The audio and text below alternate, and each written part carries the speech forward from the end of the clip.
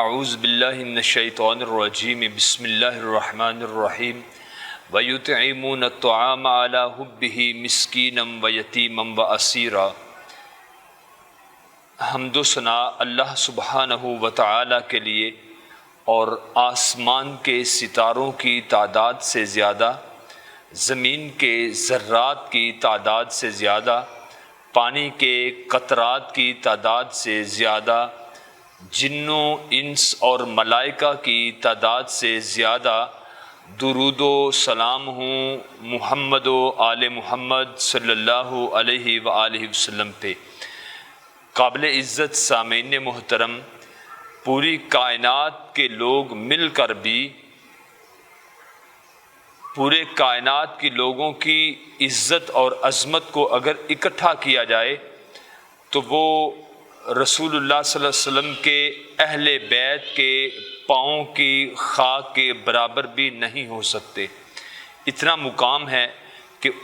اہل بیت کی جو محبت ہے وہ ہمارے ایمان کا حصہ ہے۔ اہل بیت کی عظمت اور ان کی فضیلت، مرتبہ، مقام، شان اور احترام میں اگر میں بولنا شروع کر دوں تو سننے کے لیے حضرت ابوبکر صدیق جیسا دل چاہیے اور بیان کرنے کے لیے عمر نوح چاہیے، لیکن نہایت اختصار کے ساتھ سیدہ کائنات، عفیفہ کائنات، حمیرہ کائنات، سیدہ فاطمہ الزہرا رضی اللہ تعالی عنہا سلام اللہ علیہا، ان کی زندگی کے دو چھوٹے چھوٹے واقعات میں عرض کرتا چلوں کہ بنو سلیم قبیلے کا ایک آدمی اللہ کے رسول صلی اللہ علیہ وآلہ وسلم کی خدمت اقدس میں حاضر ہوا۔ کہنے لگا، اللہ کے رسول، ایمان تو قبول کر لیا، مسلمانوں میں شامل تو ہو گیا، لیکن اللہ کے رسول میں کئی دنوں سے بھوکا ہوں۔ تو رسول اللہ صلی اللہ علیہ وآلہ وسلم نے فرمایا کہ میرے صحابہ میں سے کون ہے جو اس کے مہمان نوازی کرے گا؟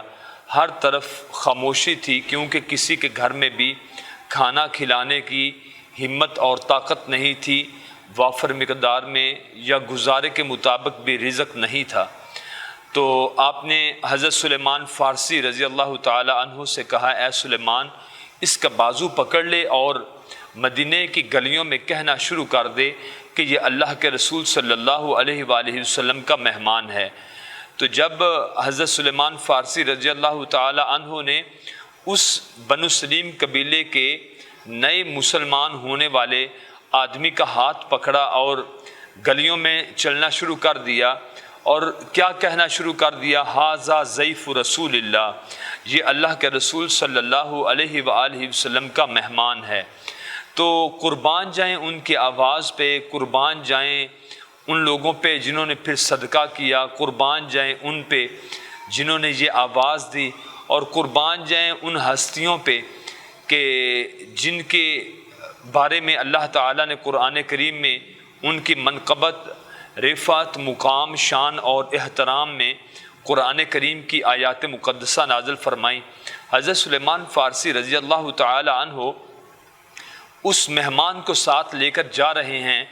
گلیوں سے گزرتے گزرتے عفیفہ کائنات، حمیرہ کائنات، سیدہ کائنات، سیدہ فاطمہ الزہرا رضی اللہ تعالی عنہا سلام اللہ علیہا، ان کے گھر کے قریب سے گزرے تو ابھی تک پیچھے سے گلی سے کسی کے گھر سے آواز نہیں آئی۔ پھر پلٹ کے پیچھے گئے، پھر آگے کی طرف گئے، اور دل میں یہ سوچنے لگے کہ اگر اس گھر سے بھی آج صدقہ نہ ملا تو پھر کہاں سے ملے گا؟ تو پھر اس گھر کے دروازے کے پاس کھڑے ہو کے حضرت علی رضی اللہ تعالیٰ عنہ کے گھر کے دروازے کے باہر کھڑے ہو کر 2-3 مرتبہ عرض کی، ھذا ضیف رسول اللہ، یہ اللہ کے رسول صلی اللہ علیہ وآلہ وسلم کا مہمان ہے۔ اندر سے سیدہ فاطمہ الزہرا رضی اللہ تعالی عنہا نے آواز دی، سلیمان فارسی، بات سنو، یہ میرے سر کا دوپٹہ ہے، اس سر کے دوپٹے کو لے لو اور یہ قریب شمعون ایک یہودی ہے، اس کی دکان پہ لے جاؤ، اور اس دکان پہ جا کر میرا نہ بتانا، اور ان سے بس یہی کہنا کہ یہ دوپٹہ لے لیں اور اس کے عوض میں اس کو رہن رکھ لیں، اس کو اپنے پاس رکھ لیں اور اس کے عوض میں تھوڑا سا آٹا دے دیں، اور چند دن کے بعد حضرت علی آئیں گے تو ہم اپنا دوپٹہ واپس لے لیں گے اور جو آٹے کی مزدوری ہے وہ ادا کر دیں گے، لیکن حضرت علی کا نام بھی نہیں بتانا۔ حضرت سلیمان فارسی رضی اللہ تعالیٰ عنہ گئے، شمعون یہودی پوچھتا ہے کہ یہ دوپٹہ کس گھر کا ہے؟ تو کہنے لگے کہ آپ کو کیا لگے، آپ بھی سوداگر، میں بھی سوداگر، میں دوپٹہ دینا چاہتا ہوں، رہن رکھنا چاہتا ہوں، اس کے بدلے میں آٹا لینا چاہتا ہوں، چند دن کے بعد ہم اپنا دوپٹہ واپس لے جائیں گے اور آپ کو آٹے کی قیمت ادا کر دیں گے۔ یہودی شمعون دکاندار کہنے لگا اتنے سستے تو پھر ہم بھی نہیں، جاؤ لے جاؤ، اگر نام نہیں بتاؤ گے تو آٹا نہیں ملے گا۔ مجبوری تھی، حضرت سلیمان فارسی رضی اللہ تعالیٰ عنہ نے نام ظاہر کر دیا۔ یہودی کی چیخیں نکل گئیں، کہنے لگا کہ واقعی میں دیکھنے میں تو ایک عام دکاندار ہوں، لیکن میں نے اس سے قبل تورات بھی پڑھی ہے، انجیل بھی پڑھی ہے،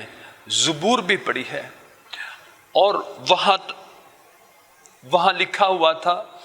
کہ آخری آنے والا پیغمبر بھی سخی ہوگا اور ان کے گھر والے بھی سخی ہوں گے، کچھ نہ ہونے کے باوجود بھی وہ سخی ہوں گے۔ اور واقعی یہ جو تورات اور انجیل اور زبور میں نبی پاک صلی اللہ علیہ وآلہ وسلم کے گھرانے کی جو سخاوت لکھی ہے، آج اس کا میں نے عملی مظاہرہ دیکھ لیا۔ جاؤ جا کر سیدہ سے کہہ دینا، سیدہ فاطمہ سے کہہ دینا، شمعون یہودی پہلے جو یہودی تھا آج وہ ہلکا بگوش اسلام ہو چکا ہے، اور جا کے کہنا سیدہ آج کے بعد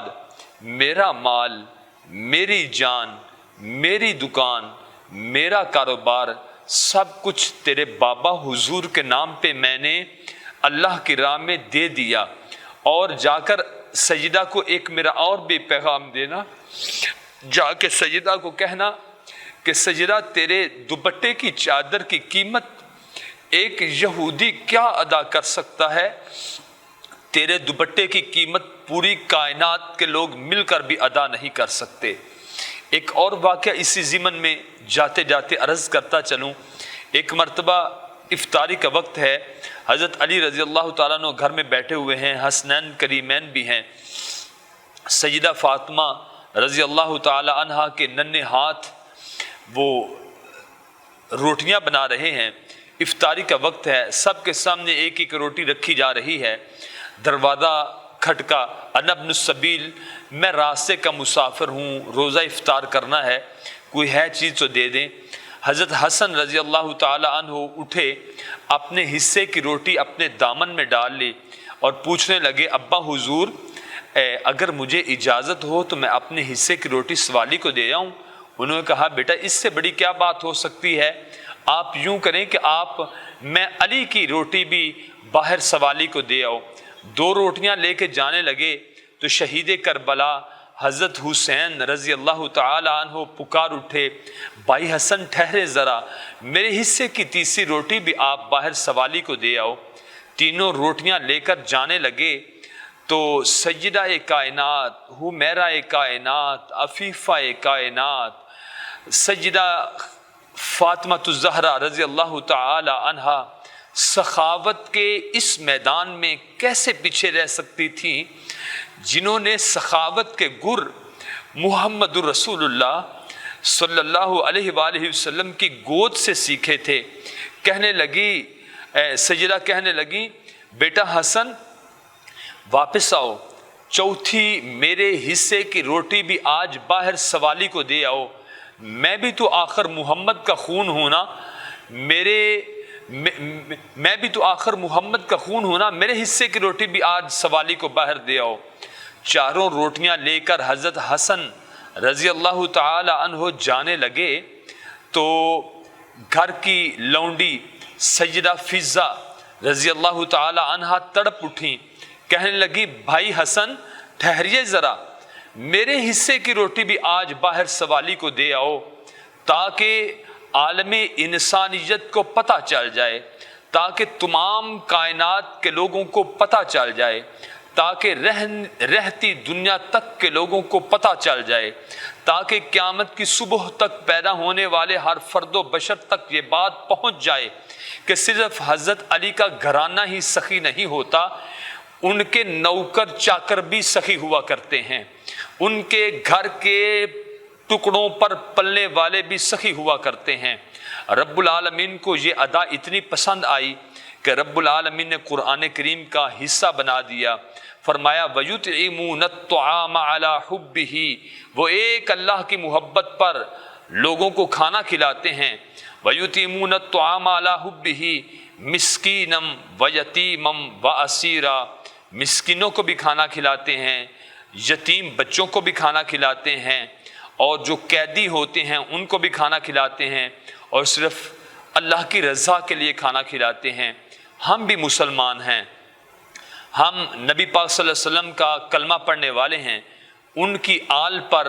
ہم درود و سلام پڑھنے والے ہیں، تو ہمیں بھی چاہیے کہ ہم انہی صفات پر، انہی اسلام کی خوبصورت اچھائیوں پر، انہی قرآن و حدیث کی تعلیمات پر ہم سب بھی عمل پیرا ہو جائیں۔ اللہ تعالی ہم سب کا خاتمہ علی الایمان فرمائے،